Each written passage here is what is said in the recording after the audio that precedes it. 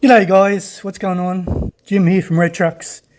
Today we got a new arrival / new stuff video. There's not much to show you. Got some stuff in the bag here.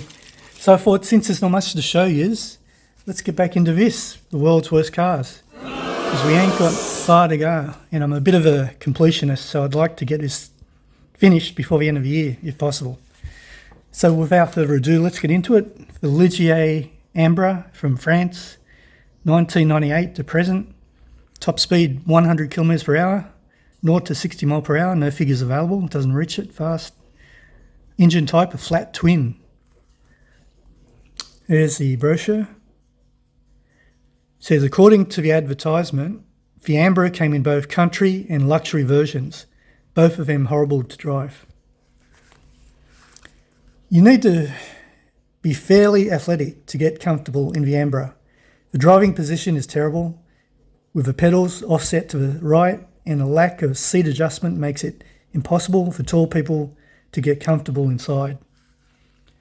You know the Ambra is a bad car as soon as you switch it on. The engine is crude and noisy, and there's hardly any soundproofing. Acceleration is also dreadfully slow. It's just as well that the Ambra can't go very quickly because the handling is appalling. It has no front end grip, the steering lacks any kind of feel, and the basic suspension setup causes it to lurch and wallow around bends. So that was the Ligier Ambra from France. Next we got the Lotus 7 S4 1970 to 73. Top speed 162 kilometers per hour, 0 to 60 mile per hour is 8.8 seconds. Had an inline 4. Not even the Lotus 7 could escape the excesses of the 70s. Check out the styling kit and the horrible white wall tyres. I don't mind white wall tyres. Anyway, here it is. Slim people only, please. If you carried a bit of weight, the 7 S4's uncompromisingly basic cabin was very uncomfortable. The seats were so narrow that you could get yourself stuck between the transmission, tunnel and doors. The entire hood hinged up for easy access, and underneath it you'd find a choice of Ford Cortina sourced engines. These were basic, but provided more than enough power for the S4's light weight. You can't improve on perfection, a lesson that Lotus learned the hard way with the 7 S4. The original 7's simple yet beautiful lines were ruined by the 1970s excess. So it was the Lotus 7 S4 from Great Britain. Next up we got a Marcus Mantis from 1970 to 1971. Top speed 203 kilometers per hour. 8.4 seconds to get to 0 to 60 mile per hour, inline 6. Looks pretty sleek. Here, a driver is sneaking through the forest in his Mantis, hoping that nobody will see him behind the wheel. I don't think it's a bad looking car, or maybe the nose is a bit ugly. The cabin has little going for it. After a raid on the parts bins of both British Leyland and Ford, the Mantis emerged with a haphazard arrangement of switchgear, mostly plucked from ordinary British saloon cars. The Mantis was a styling travesty. It has to be one of the ugliest cars ever manufactured, and it's a surprise that the designers really signed it off for production. Yeah, I guess it is pretty ugly after all. The Mantis's looks could have been forgiven if it had been great to drive, but it wasn't. Performance was merely average, and handling was far too tail-happy and difficult to control. So that was Great Britain's Marcus Mantis. Fourth one is the Maserati Biturbo. I've seen these around. 81 to 91, 203 km per hour top speed, 7.3 seconds to get to 0 to 60 mile per hour. Only had a V6. There's a catalogue or brochure, a modern day classic. A self-proclaimed modern day classic according to Maserati, but someone obviously forgot to tell the styling department. Maserati tried a less dramatic approach when styling the Biturbo, but instead of creating a car that was elegant in its simplicity, the designers came up with a generic design that looked far too much like a Chrysler LeBaron. Italian luxury opulence was very much in evidence, with beautiful hand-stitched leather seat facing, suede detailing and a gold-edged dashboard dials. Handling was terrifying with appalling turbo lag and crude suspension setup. The Biturbo couldn't cope with the power delivered by its V6 engine, and it was prone to spinning at the merest provocation. So it was the Italian Maserati Biturbo. And number 5, and the fifth and final one, is the Maserati Quadriporte 3, 77 to 87 from Italy.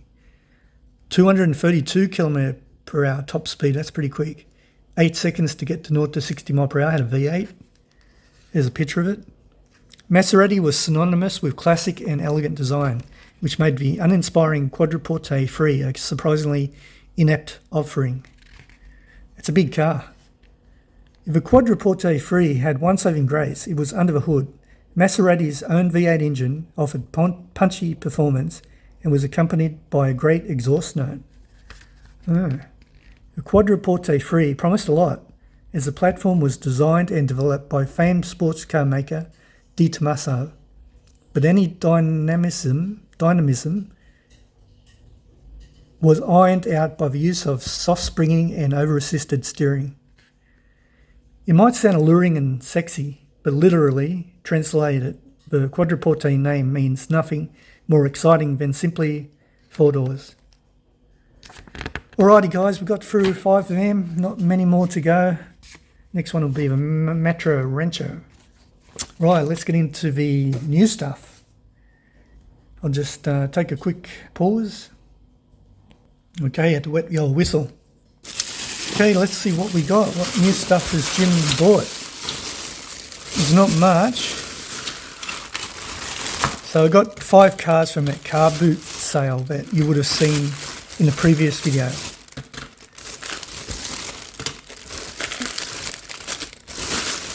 What else? That's it? No, there's something else in there. Oh yeah. Alright, I'll just get all this stuff out of the bags. Bear with me. Oh yeah, got these. Got that. And I've got this. Okay. Let's chuck the bag away. Alright, start with the least exciting. I got some more of these little bags, multi-purpose zip and seal bags. Now these were only $2.50 a bag from my local $2 shop, and apparently there's 100 in it. I don't know if you guys remember, I bought a little box of these from my flea market, and it was supposed to be 100 in it. I paid $5 for them, but as it turned out, it was only about 70 or 80. It was a second-hand box. But these are like $2.50 for 100, so it's half the price. But I must say, these are a little bit thinner in quality and a touch smaller, so might have trouble getting some of the taller fire trucks into them, but we'll find out anyway. Right, so yeah, I spent $5 on 200 bags. That should last me a couple of years, hopefully. Then I went to Kmart at Caringbah, Westfields, and I grabbed 2 more of these Oswheels. Now these are for a mate, a new friend I've met on YouTube. He's got a YouTube channel about emergency vehicles, and the title of his channel actually escapes me for this moment, so I'll put a little insert with his channel name. I think he's got about 85 subs. His name's Michael. So he reached out to me on one of his videos, and he watched one of my previous videos when I showed you these Oswheels, and he said he would love to have some. Could we do a deal? So I contacted him, and I ended up getting him these 2 anyway. So these were $14 each. So Michael, these are your 2.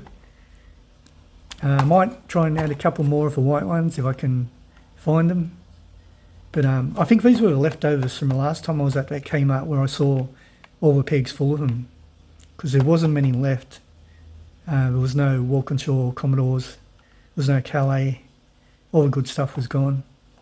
So anyway, those two there are for Michael, and I'll find out the name of his channel just a sec. Right, his name is Michael, and his channel name is 164 Emergency Response.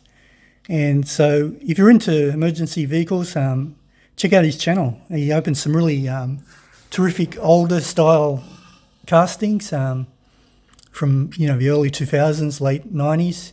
So it's really interesting if you're into ambulances, fire trucks, or police cars, or construction. He does a lot of stuff, so check him out. 164 emergency response.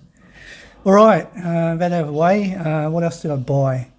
I got this one from Woolworths last Saturday, the Harry Potter 62 Ford Anglia. This one's actually for Mark at Mark's Diecast and Resin Scale Model Collection. Mark, if you don't find one of these, this one will be waiting here for you and I'll send it off to you. If you do find one, don't worry, I'll just give it away to someone else. But yeah, in a previous Woolworths peg hunt video, he did mention that he had trouble finding one of these. So yeah, that one will be for Mark if he wants it. Let's just switch on the old turntable.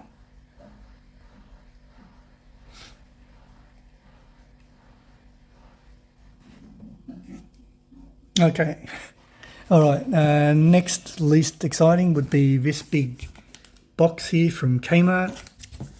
It's an Anko carry case and it holds 48 cars, die-cast cars. This is the second one of these that I've bought. So I mostly bought this one for my Oswheels cars because I've got so many now. I've probably got enough to fill in one side. Might have 24 of them, or maybe 20. Anyway, who knows? So there's that.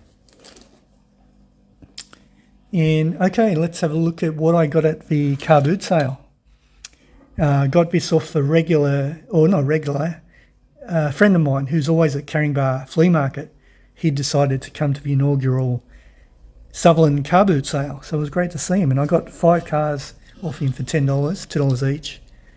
He always sells great quality stuff. So let's have a look at what I got. A 64 Impala.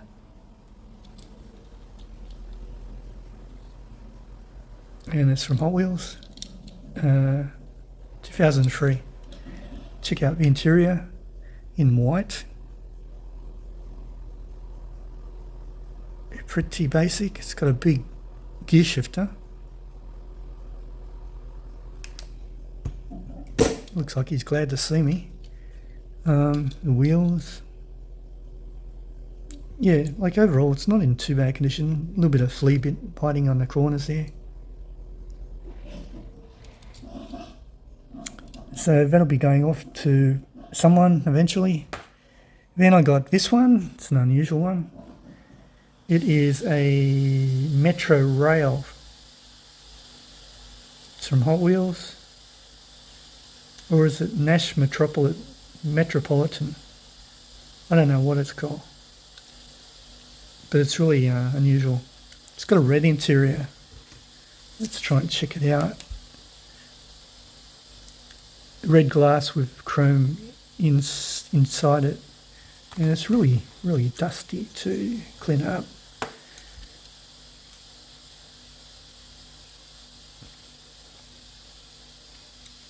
Big blown engine. Not sure that's a drag car, it doesn't open. No. Anyway, so I got that. These are all giveaways. I got this one. This is one of the new little bags. I just put this, I think it's a Jaguar in there just to see how it fits. And it fits pretty well. So this is a E-Type Jaguar from Matchbox 2005. It's coupe.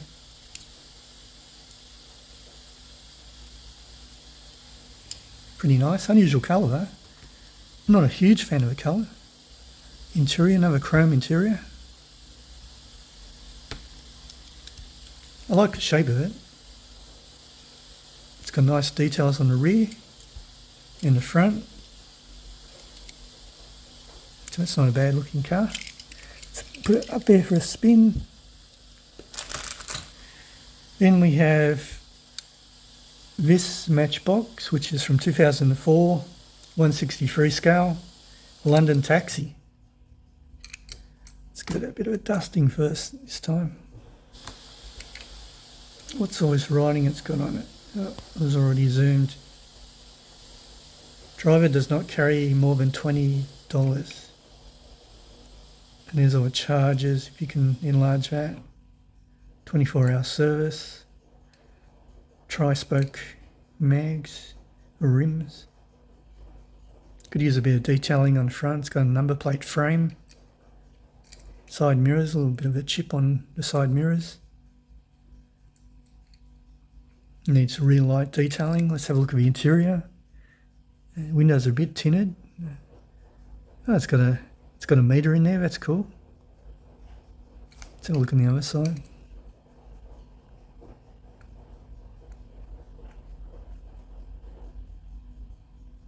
Yeah, it's not too bad. So, yeah, when I saw that, I thought I'll pick that up. Someone will like that. So let's give that a spin. And lastly, I've got this Siku Mercedes-Benz 300 SL. This was $2 as well. All of them were $2. 6-cylinder, 2.9, 260 km/h top speed. Wow. This is going to go to someone for restoration. The doors do open.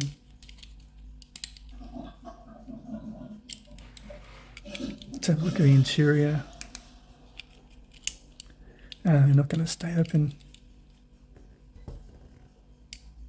Steering wheel's pretty good actually. Nice gear shifter. Yeah, that's pretty nice. Alright, let's put that up here. Give it a spin. So done that. So that only leaves us with one thing, I think, which is the best in my opinion. I finally found one of these. An 89 Toyota Supra. And the main reason I bought this is that I used to have a 1990 red Toyota Supra, very much like this, until I put a body kit on it, a Vale side body kit and some new rims.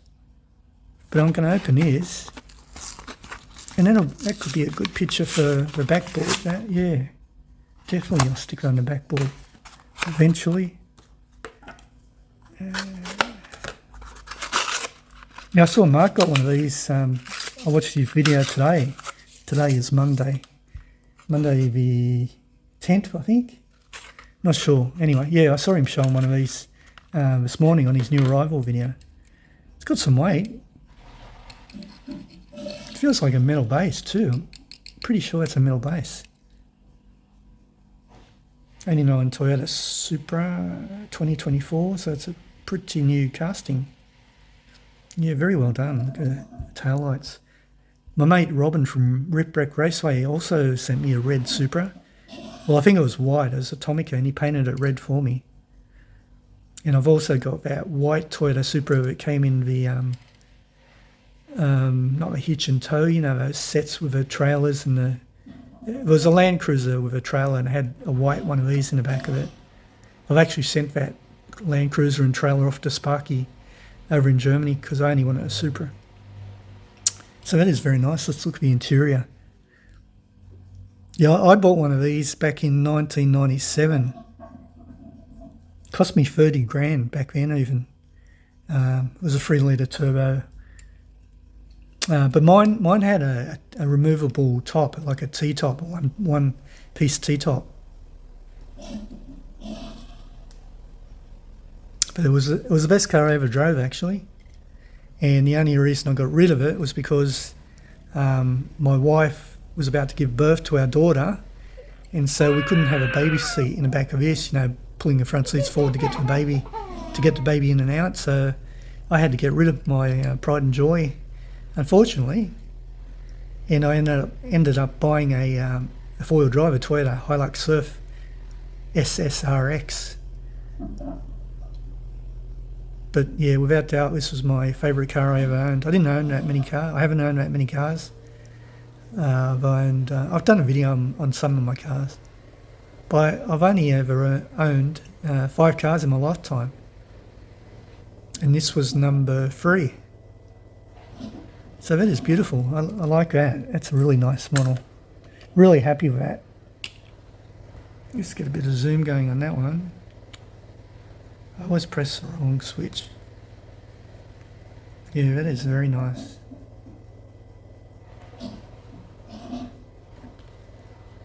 Not focusing the best, is it?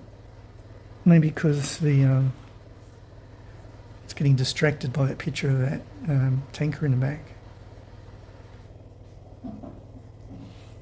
So guys, that is my new stuff for this video. I hope you enjoyed looking at them with me, and I really appreciate it. Don't forget to leave a comment, and don't forget to tell me which one of these models you like the best. I definitely like the red Subaru best. Alrighty, well, once again, thanks for watching, and stay tuned for more from Red Trucks. Bye for now.